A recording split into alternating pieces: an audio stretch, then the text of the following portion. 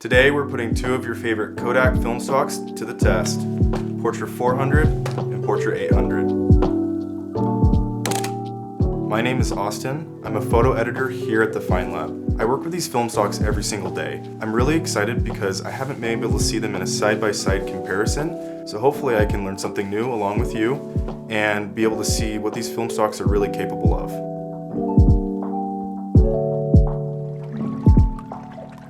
So we picked a really beautiful day.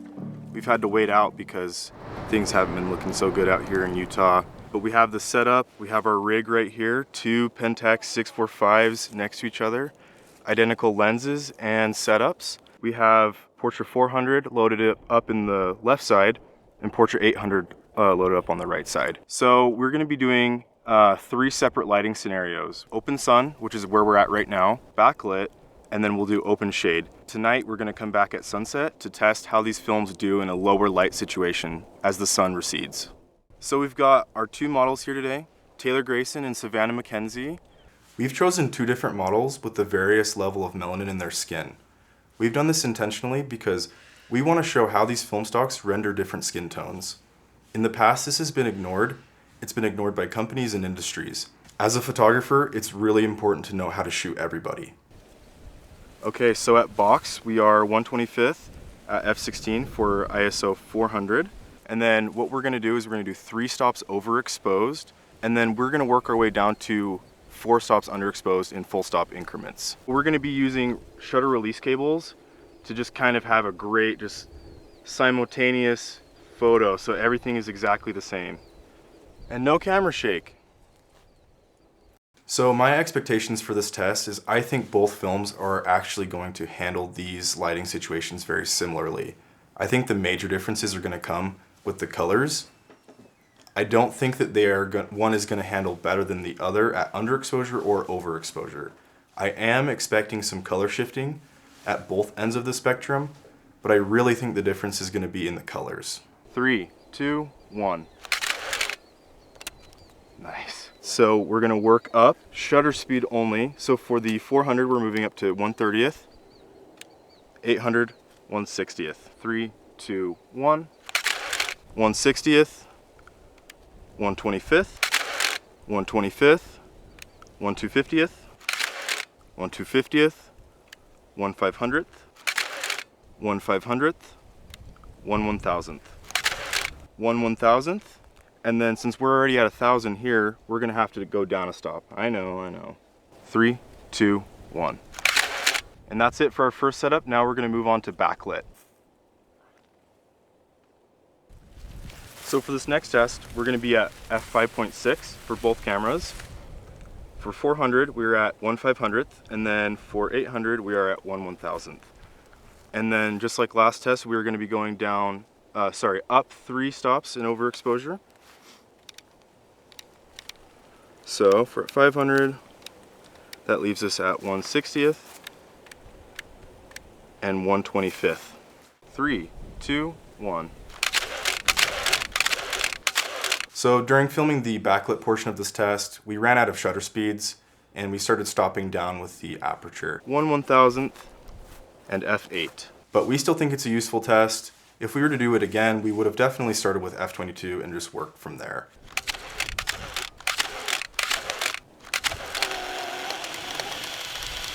Gotta love that sound. And I think that concludes this test. So we had a little bit of a time constraint. Taylor had an appointment to get a haircut, and we didn't have appropriate open shade at the lake. So we decided to move the filming location back to behind the lab. This gave us appropriate open shade, and Taylor could get a haircut. So smash the like button if you liked his haircut. So we are sitting at 1/30th for our 400 at f/16. And then for 800, we are 1/60th at 16. So we're gonna start at 1/4 of a second here, 1/8, 3, 2, 1.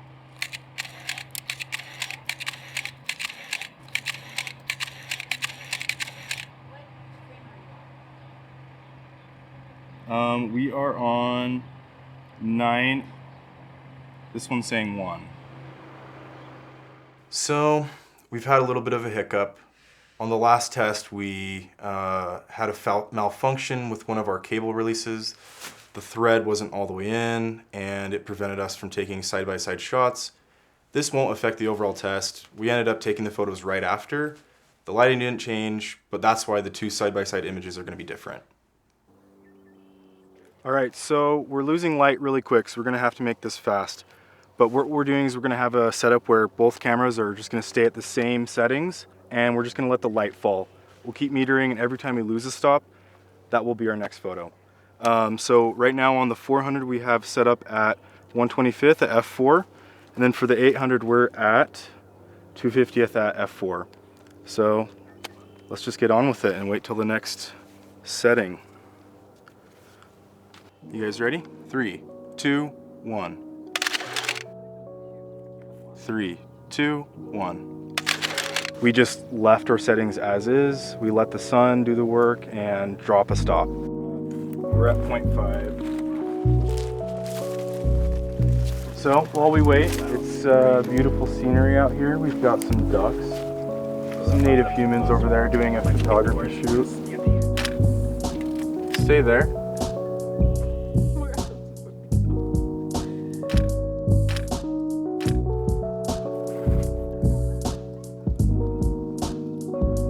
Okay, it's still coming. 3, 2, 1. So our current reading is at a 15th of a second, still at f4. So that means that we are 3 stops underexposed. Hopefully this test will be able to give us a better idea of how these films handle low light, since we are 3 stops underexposed as of right now. And we're just gonna keep going as the light drops. Oh, we gotta make the haircut joke. Okay. It's getting close. So we're almost there. We're getting really close. Damn, so our light meter has officially gone into night mode. That's how you know it's dark, okay? And that is right about time to take our last photo. Are you guys ready? We shot each of these tests using Pentax 645 cameras with identical 75mm lenses. It's a great body and they're super reliable and you get a lot for what you pay for. The Pentax 645 is one of the most commonly owned cameras at the lab. We recommend them to people all the time.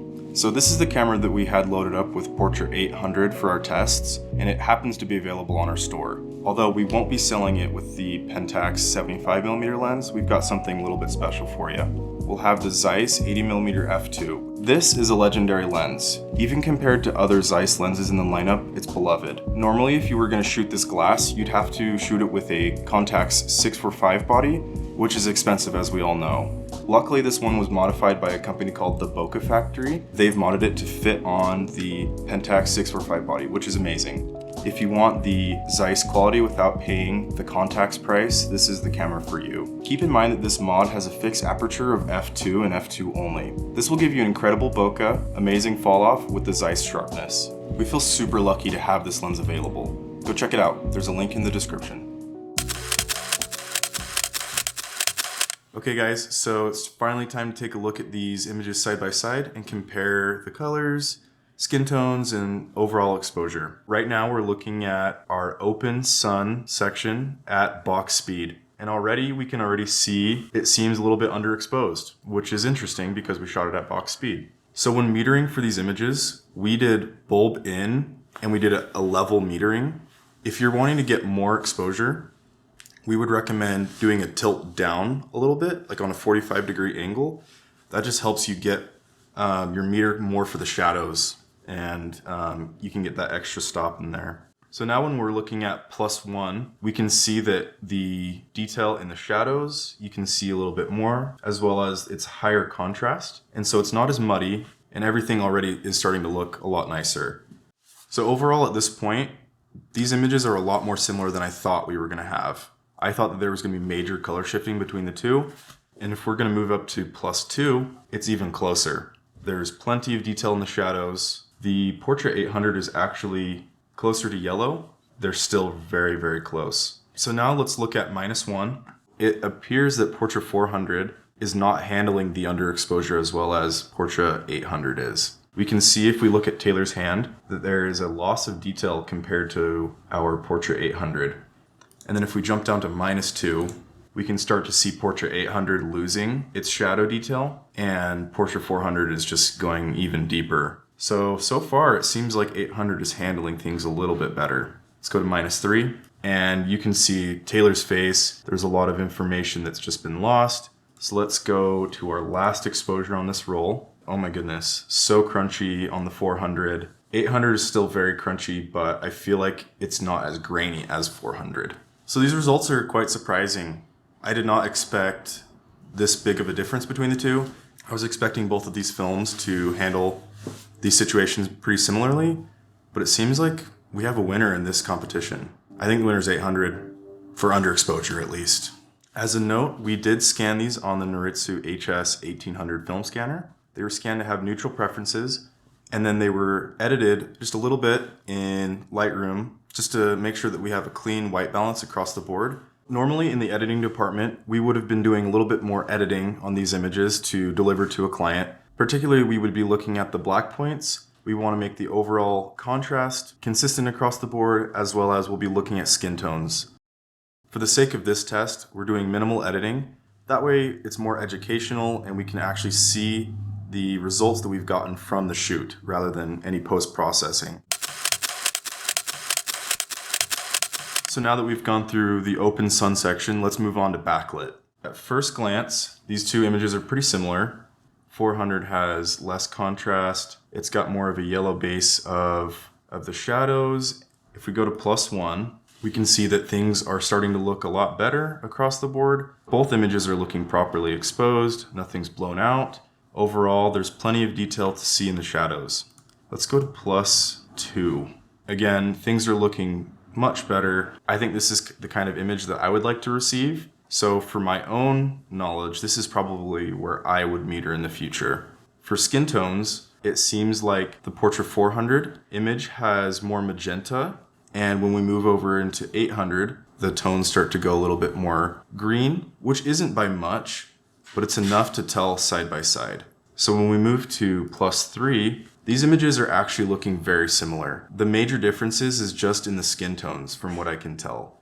Skin tones are still a little bit more magenta over here at 400, and then at 800, slightly more green. So when looking at the overexposure of both of these film stocks, they've both handled the overexposure quite well. Even at +3, we're not seeing loss of detail at all. These films are not failing. If we're gonna go to -1, we can already tell that the detail is losing very quickly. It's getting muddy. The Portra 400 is no longer looking magenta in the skin tones, it's going more yellow. And then for the 800, skin tones have kind of shifted a little bit and a little bit more detail in the faces. So -2. And it's very clear to me right now that 400 has less detail. It's losing it quicker than 800 for sure. In Taylor's jacket especially, overall 400 is losing detail quick. So for -3, the 400, again, Taylor's jacket is plaid and I'm not seeing any stripes, whereas in the 800 speed, we're seeing a little bit more detail in the stripes, -4 for our last exposure. Taylor's face, there's no detail there. Savannah, she's slowly losing more and more, but if we were to go any more with this one, she'd be gone as well. So once again, we're surprised by the conclusion of this test. When we're talking about over, they're both very, very similar. I like the look of both film stocks at overexposed, but at the end of the day, the underexposure I think has a winner, and it's 800. So now we're looking at the open shade section, which was when we did it behind the building. These images seem fairly well exposed. I feel like in the last test, especially with backlit, we were losing detail right at box already, but this one actually seems pretty okay. So let's go to +1, and these images are looking great. Both of their skin tones are looking beautiful, plenty of detail, but I have a feeling that we're gonna be at +3 a little bit more, almost too overexposed on their skin tones because already things are looking very bright. So now we're at +2. Savannah's face kind of is starting to look a little bit blown out. Taylor is looking pretty similar to the last test, but you can definitely tell that Savannah's detail is being washed out a tiny bit. So let's head over to +3. At 400, we are kind of sitting at a yellowy magenta base, And over at 800, it's starting to look a little bit more orange. Let's go to -1. This was a dark area, but I'm still not seeing that much of a loss of detail. I think the major differences is just in the color changes. So 400 is looking more yellow in the skin tones, whereas 800 is looking a little bit more, I'm seeing more orange. -2, this is where the big jump happens. I'm seeing loss of detail in the jacket. -3, not looking good for either of them. They're both very underexposed. Contrast ratio is not very good. Let's go to our last stop. Okay, interesting. In this test, to me, it does appear that 400 has a better exposure and contrast. 800, there's not much detail going on here. I would say the winner for this section is definitely 400. Okay, so now that we've finished looking at our open shade section, it's time to move on to the sunset. So the sunset test was a little bit different. As the light was receding, we would just meter, and every time we lost a stop, we would take a photo. And so we actually started with box speed. These photos are decently exposed. They actually look pretty good to me. Let's go -1. Okay, we're starting to see loss of detail. Things are not looking the greatest. I wouldn't necessarily love receiving these photos, but at the same time, they don't look too bad. They're definitely workable. If you go to -2, this is where we're beginning to see some major color shifting. The detail in the highlights is no longer as prevalent, and in 800, we're seeing more loss of detail in the shadows. -3. Taylor, his jacket, his face, we're losing detail quick. -4, definitely changes in contrast, and we're losing our colors as well. We're not really seeing as much detail in 800 as we are in 400. -5, contrast is looking not good, but overall I think that I'm seeing more detail in 400. So that would actually tie into our last test in open shade, where in shaded environments it seems like 400 handles it a little bit better. And then for our last stop, it's gone. I can barely see the highlights from the color sheets that we have, but other than that, both of our models are gone. If you look at the sky though, in Portra 400, the sky is looking still kind of bluish, whereas in 800, it's very much gone. So it seems like the highlights are retained slightly better in 400 in this lighting environment than 800. At the Fine Lab, we have always recommended to overexpose these film stocks, and it's safe to say after this test, I would still recommend saying that. I think that they handle overexposure much better than under. Preferably, I really liked +2 for most of the tests, but use your discretion, you know. Sometimes a certain look will be achieved by doing 3 or 1 or even box, depending on how you like to shoot. We would love to get into more tests like this to really test the latitude of these films when we're overexposing. We were really, at the point where it wasn't looking too bad. Things were still looking properly exposed. We really want to push these films to failure. So we've hoped that this test has been at least a little bit helpful. But if you have any, questions, if you're trying to dig deeper into your creative process, do your own test. I think that it's important for every photographer to really step into their equipment and find what works for them in what situations. So if you have a variable that you'd love to explore, just get out there and shoot it. Don't forget to hit that notification bell, and we'll see you in the next one.